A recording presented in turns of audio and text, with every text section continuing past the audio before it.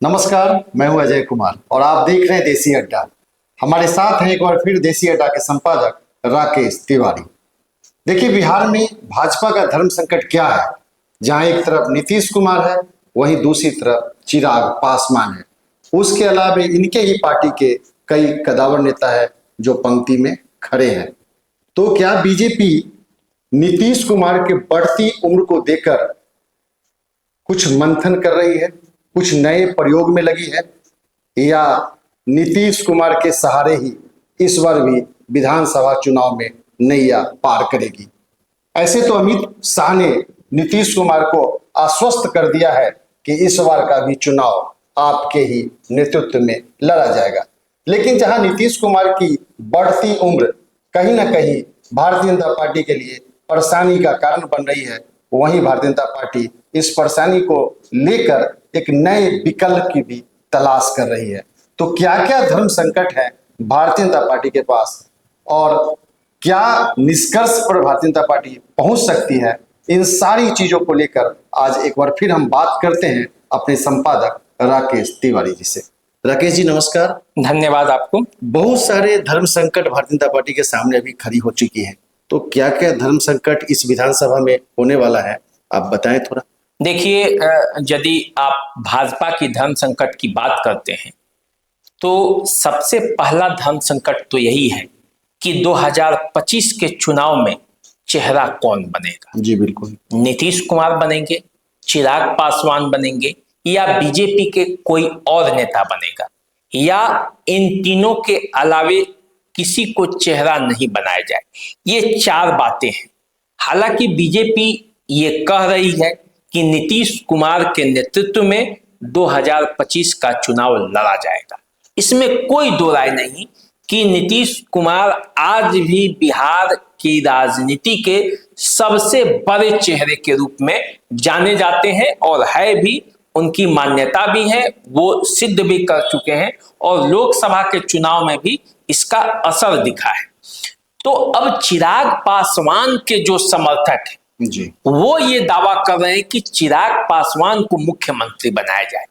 तो बीजेपी बीच में है, एक तरफ नीतीश कुमार है, एक तरफ चिराग पासवान है, और बीजेपी के अंदर भी कुछ ऐसे नेता हैं जिनका सपना है मुख्यमंत्री बनने का।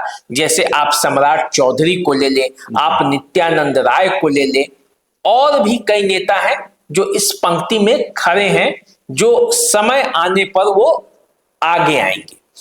तो अब ये धर्म संकट है बीजेपी के सामने कि चिराग या नीतीश। तो एक तो क्लियर हो चुका है कि नीतीश कुमार को ही वो अभी 25 का चेहरा बनाने के लिए मजबूर है। क्योंकि मजबूर इसलिए है क्योंकि केंद्र में जनता दल यू के सांसदों के भरोसे टिकी हुई है एनडीए की सरकार जी। तो यदि मोदी को प्रधानमंत्री बनना है, बने रहना है, लगातार बनना है और तीसरे टर्म को पूरा करना है आसानी से, तो नीतीश कुमार को साथ रखना जरूरी होगा। तो इसलिए नीतीश कुमार चेहरा होंगे। चिराग पासवान और अन्य नेताओं की भी जिज्ञासा है कि वो बन जाए, उनमें ये, उनके मन में ये बातें चल रही हैं, लेकिन अभी तक जो राजनीतिक समीकरण बने हैं उसमें ये संभव होता नहीं दिख रहा है। तो धर्म संकट में फंसी बीजेपी के सामने अभी नीतीश के सिवा कोई विकल्प नहीं दिखता है। दूसरा बात करते हैं, एक चर्चा ये है, धर्म संकट है कि सम्राट चौधरी और विजय सिन्हा जो दो उप मुख्यमंत्री हैं, क्या इन्हें बदला जाएगा? क्या ये बदल जाएंगे? कोई दूसरा चेहरा सामने आएगा? सम्राट चौधरी तो नीतीश कुमार के लिए अपना मुरेठा खोलकर सरजू नदी में स्नान करके उसे रामलला पर चढ़ा चुके हैं, आत्मसमर्पण कर चुके हैं। तो क्या सम्राट चौधरी के आत्मसमर्पण करने से उनकी कुर्सी बच जाएगी? सम्राट चौधरी अध्यक्ष और मंत्री दोनों पदों पर बने रह जाएंगे? ये देखना है, ये धर्म संकट है। धर्म संकट सम्राट चौधरी के सामने भी है कि उन्हें अध्यक्ष रखा जाए, बने रहे या मंत्री, और एक धर्म संकट बीजेपी के सामने भी है कि उन्हें अध्यक्ष पद पर रखे या मंत्री बनाकर रखे, क्या रखे, एक पद देना हो। तो ये धर्म संकट है। विजय सिन्हा को लेकर भी धर्म संकट में बीजेपी फंसी हुई है। तो अब देखना है कि इस धर्म संकट से वो कैसी निकलती है। तीसरा जो है वो है केंद्र या राज्य। यदि मोदी सरकार बिहार पर फोकस करती है, बीजेपी के मुख्यमंत्री बनाना चाहती है, तो फिर केंद्र सरकार के लिए मुश्किलें पैदा हो सकती है। और यदि केंद्र सरकार को देखती है तो बिहार में बीजेपी की स्थिति पुनः उसी तरह कमजोर ही बनी रहेगी जिस तरह से वो लंबे समय से बनी रह रही है। तो अब ये धर्म संकट है कि केंद्र सरकार को बचाया जाए या बिहार में सरकार मजबूती से बनाया जाए।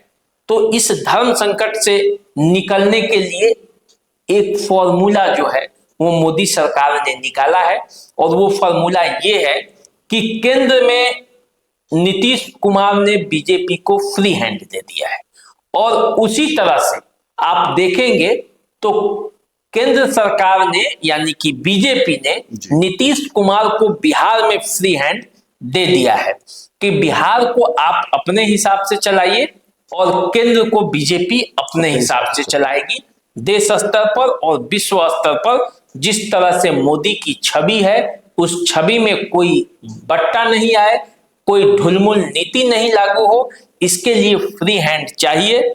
तो ये धर्म संकट में फंसी बीजेपी को इन दोनों में से एक चुनना था, तो उन्होंने केंद्र को चुना है, और राज्य पर लेकर वो धर्म संकट में है कि आखिर यहाँ क्या हो। लेकिन राज्य में तो नीतीश कुमार को उन्हें फ्री हैंड देना ही पड़ेगा, और इसीलिए आप देखते होंगे कि नीतीश कुमार बड़ी मजबूती से यहाँ काम कर रहे हैं अपने हिसाब से।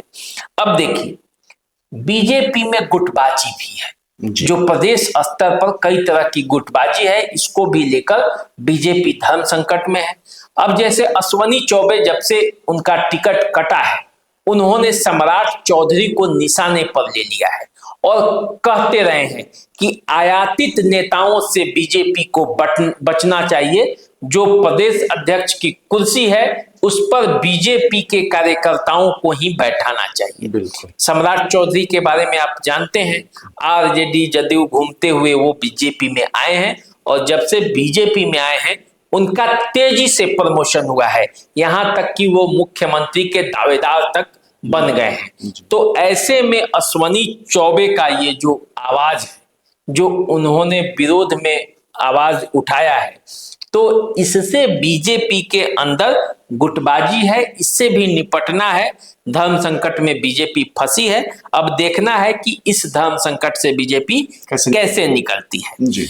अब देखिए, एक धर्म संकट कुशवाहा वोटरों को भी लेकर है कि कुशवाहा, उपेंद्र कुशवाहा, सम्राट चौधरी, उमेश कुशवाहा और तमाम लौकुश समीकरण के रहने के बावजूद कैसे कुशवाहा वोटर आरजेडी में शिफ्ट कर गए, कैसे अभय कुशवाहा, आलोक मेहता, राजा राम कुशवाहा और ये सब मिलकर बिहार की राजनीति में एक कुशवाहा वोटरों को अपने तरफ आकर्षित कर लिया, और इंडिया गठबंधन में कुशवाहा वोटों का ट्रांसफर हो गया, कुछ चले गए उधर। तो इसमें पवन सिंह को भी माना जा रहा है कि काराकाट में जिस तरह से पवन सिंह चुनाव लड़े और बीजेपी ने देरी की उन्हें बर्खास्त करने में, उन्हें पार्टी से निकालने में, तो उससे लगा कि पवन सिंह को बीजेपी ही खड़ा की है उपेंद्र कुशवाहा को हराने के लिए।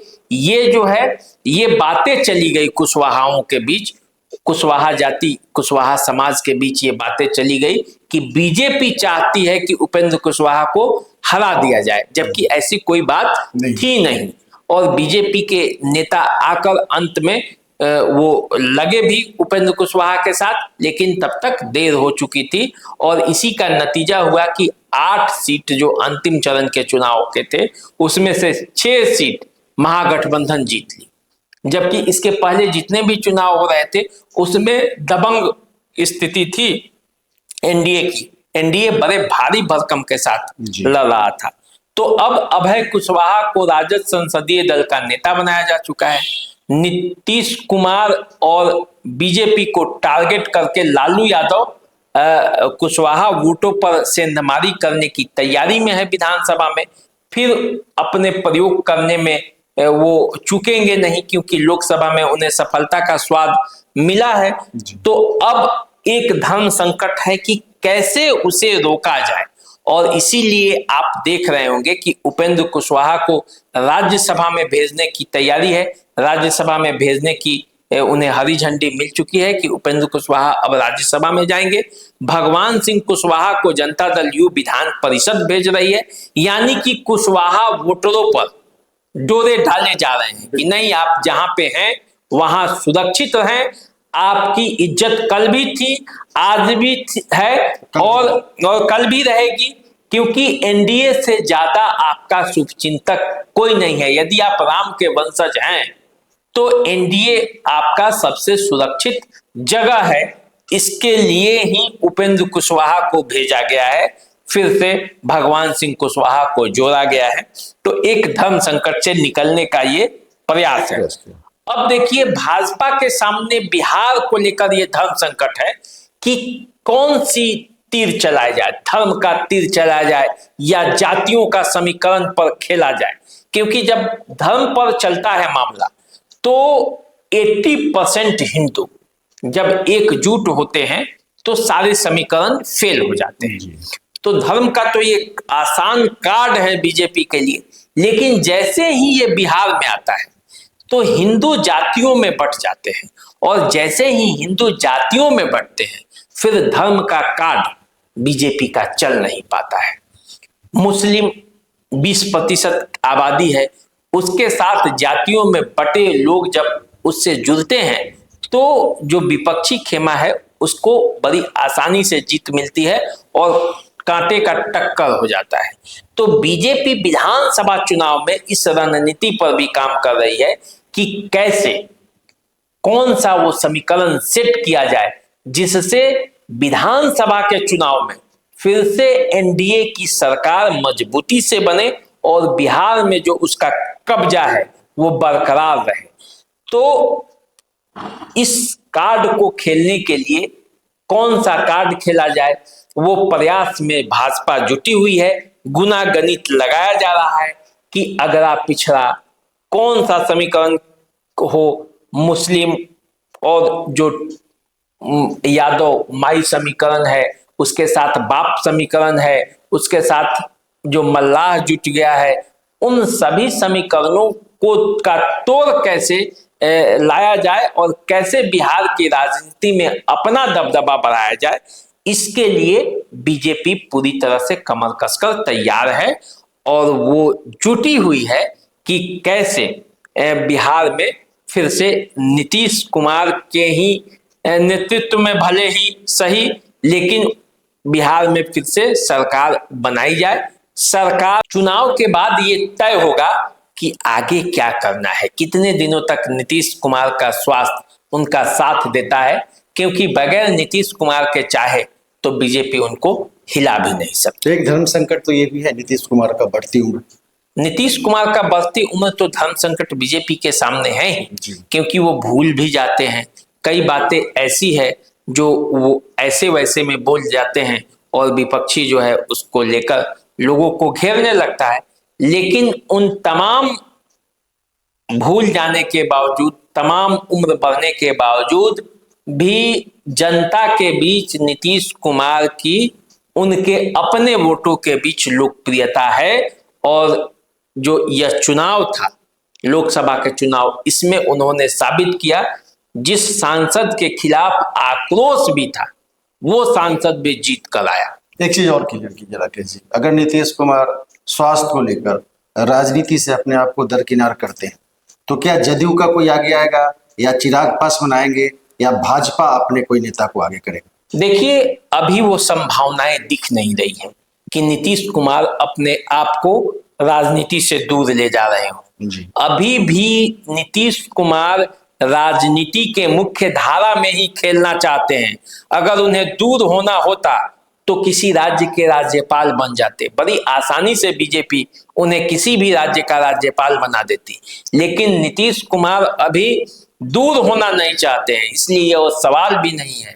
उधर सोचिएगा भी मत कि नीतीश कुमार राजनीति से अभी दूर होने की सोच रहे हो। वो चाहे जितनी भी भूल जाए बातें, लेकिन नीतीश कुमार रहेंगे तो अभी राजनीति की मुख्य धारा में ही बने रहेंगे और बिहार में अपनी उपयोगिता को सिद्ध कराते रहेंगे, कम से कम इस विधानसभा चुनाव में तो जरूर। और प्रशांत किशोर की एक भविष्यवाणी थी, उस भविष्यवाणी को भी खत्म कर दिया नीतीश कुमार ने। प्रशांत किशोर ने कहा था कि 2024 के चुनाव के बाद नीतीश कुमार की जो अहमियत है वो खत्म हो जाएगी। 2024 का चुनाव नीतीश कुमार का आखिरी चुनाव है, इसके बाद वो चुनाव में कोई भूमिका अदा करते हुए नहीं दिखेंगे। लेकिन देखिए, जैसे ही लोकसभा का चुनाव खत्म हुआ, रिजल्ट आया, नीतीश कुमार फिर अपनी भूमिका में है और उनकी भूमिका को कोई कम भी नहीं कर सकता। बड़े बड़े जो राजनीति के दिग्गज हैं वो भी हार चुके हैं, यहाँ अपना जो नीतीश के शरण में जा चुके हैं। अमित शाह की चाणक्य नीति भी यहाँ काम नहीं करती, मोदी की लोकप्रियता भी यहाँ काम नहीं करता, और नीतीश जब जुड़ते हैं तभी बाजी बीजेपी के पक्ष में आती है। तो भविष्यवाणी, अटकलबाजियां और चर्चाएं कुछ भी हो, नीतीश कुमार राजनीति के धुरी कल भी थे, आज भी हैं और कल भी रहेंगे। तो आप देखिए इस विधानसभा चुनाव में ये राजनीति का धुरी क्या गुल खिलाता है, वो आपको बताएंगे। तो आप इंतजार कीजिए और हम लोग का नमस्कार स्वीकार कीजिए। नमस्कार।